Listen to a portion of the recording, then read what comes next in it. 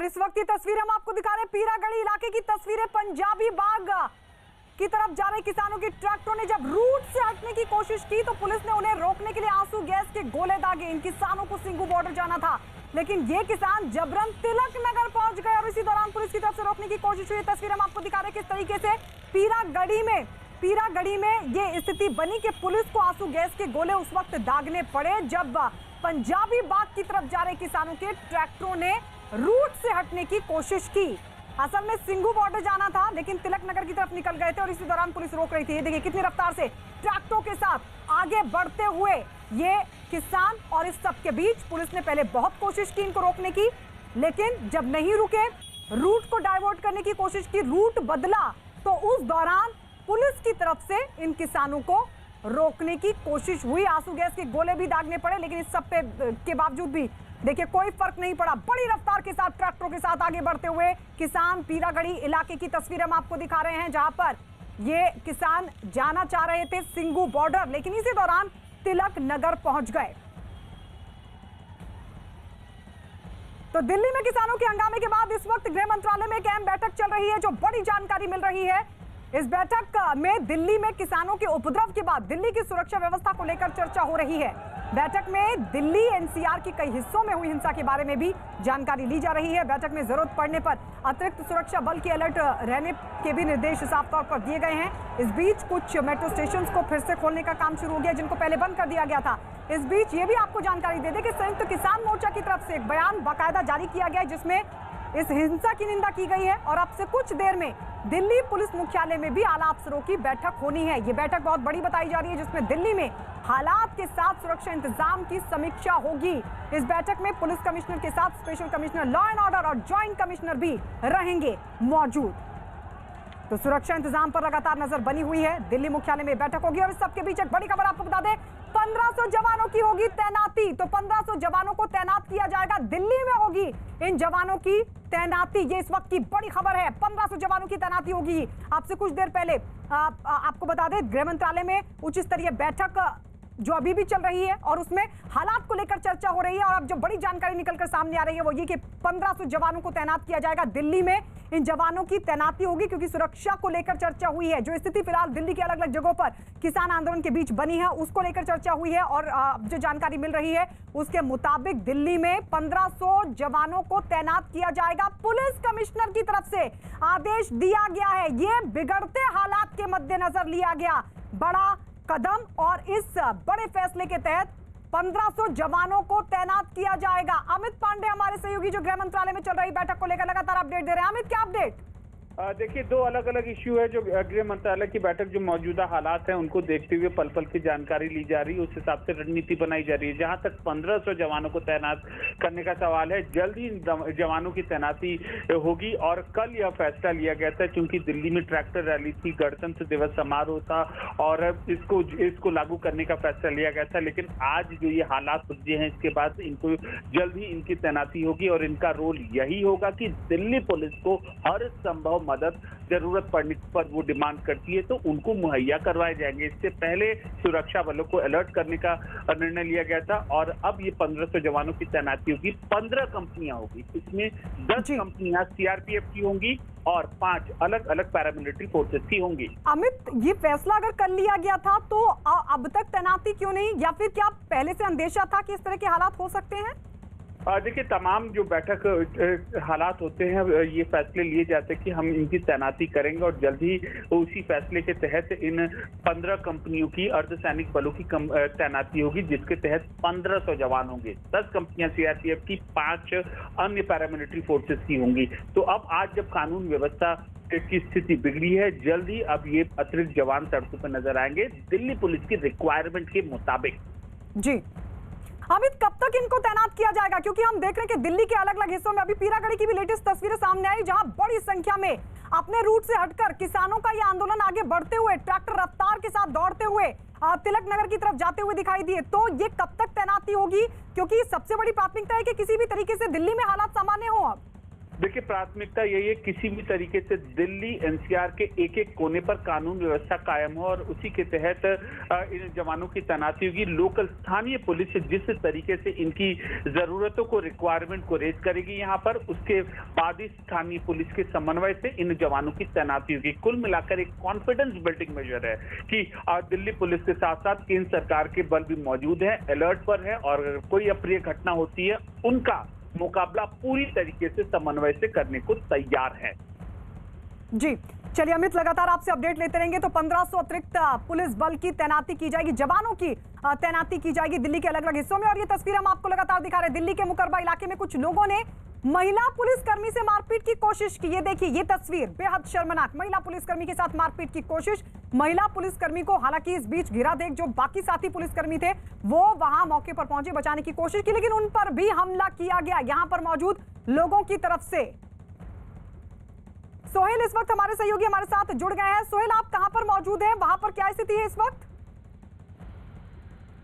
देखिए, मैं लाल किले के पास दरियागंज में मौजूद हूँ। लाल किले में अभी भी किसान मौजूद हैं, बहुत सैकड़ों की तादाद में ट्रैक्टर्स हैं, गाड़ियाँ हैं और बहुत सारे किसान भी हैं। जबकि फैसला ये हुआ था कि वहाँ से मूव करेंगे, आगे की तरफ जाएंगे। अभी कुछ वक्त पहले तक इस रोड पे ट्रैक्टर्स की लाइन थी, लेकिन अभी पूरा रोड खाली है और आगे ट्रैक्टर्स जा चुके हैं आईटीओ की तरफ। लेकिन अभी भी लाल किले पर बहुत सारे ट्रैक्टर्स और बहुत सारे किसान मौजूद हैं।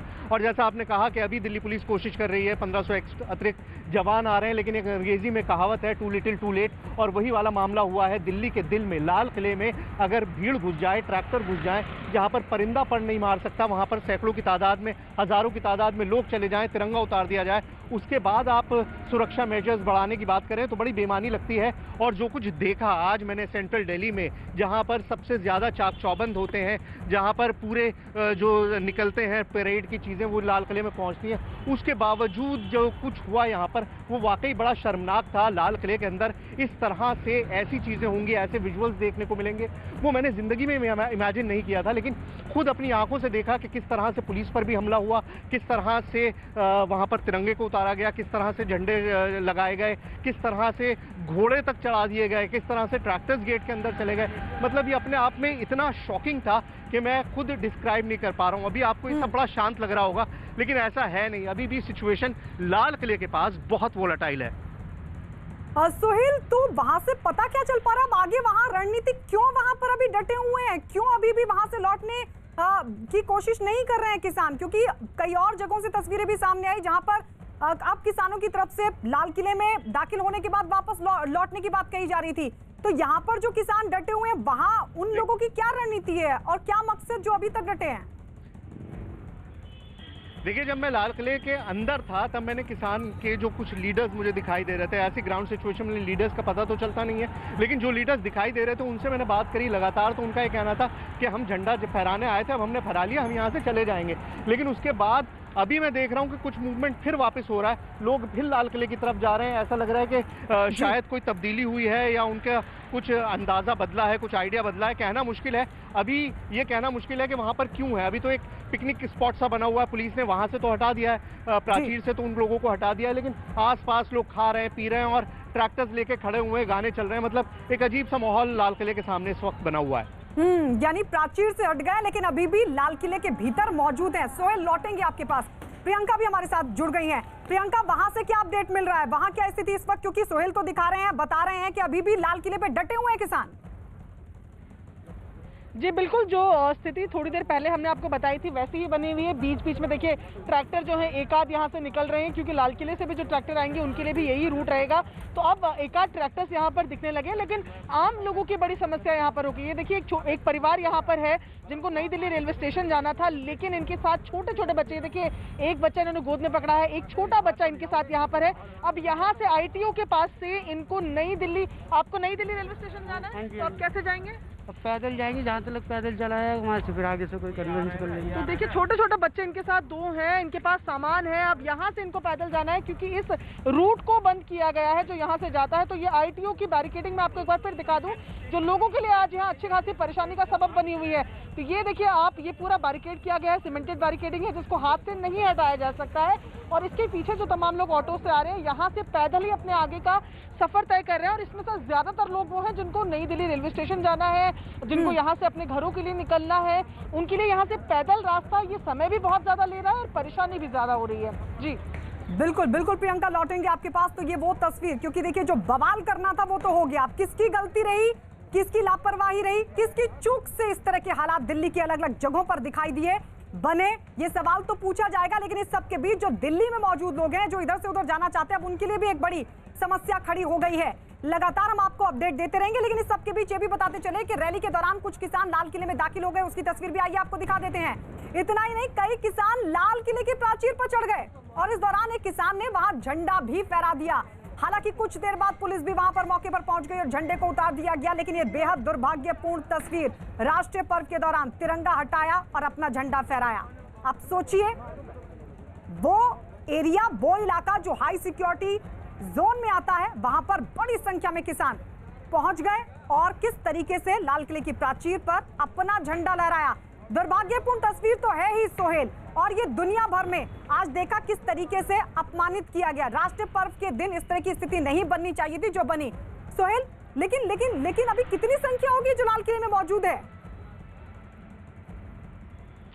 देखिए बड़ा मुश्किल है गैस करना, क्योंकि एक एक ट्रैक्टर में 20-20 लोग सवार हैं और गाड़ियां भी हैं, बहुत सारे लोग हैं। मतलब मैं कहूं तो हजारों की तादाद ही कह सकता हूं। इस वक्त की बड़ी खबर, स्थिति से निपटने के आदेश दे दिए गए, पुलिस कमिश्नर की तरफ से आदेश जारी कर दिए गए हैं। लगातार पुलिस के अफसर बैठक कर रहे थे और ये बड़ी जानकारी निकलकर सामने आ रही है कि सख्ती से निपटने के, यानी अभी तक ताकत का इस्तेमाल नहीं हो रहा था, अभी तक सख्ती नहीं दिखाई जा रही थी। पुलिस लगातार हाथ जोड़कर मिन्नतें कर रही थी और अब ये आदेश दे दिए गए हैं कि सख्ती के साथ निपटा जाए, क्योंकि पिछले 3-4 घंटों से, तकरीबन 4 घंटे से ज्यादा का वक्त हो चुका है, लगातार बवाल, 5 घंटे से ज्यादा का वक्त हो चुका है, लगातार बवाल, हिंसक तस्वीरें, पुलिस की तरफ से बार बार मिन्नतें, पुलिस ने आंसू गैस के गोले दागने की कोशिश की ताकि हालात सुधर जाएं, लेकिन एक्शन नहीं लिया, सख्ती नहीं बरती, ताकत का इस्तेमाल नहीं किया। लेकिन अब पुलिस की तरफ से ये आदेश दे दिए गए, पुलिस कमिश्नर ये साफ तौर पर आदेश दिए हैं कि जहां पर भी स्थिति बिगड़ती है वहां पर अब सख्ती के साथ निपटा जाए हर हालात से। यानी अगर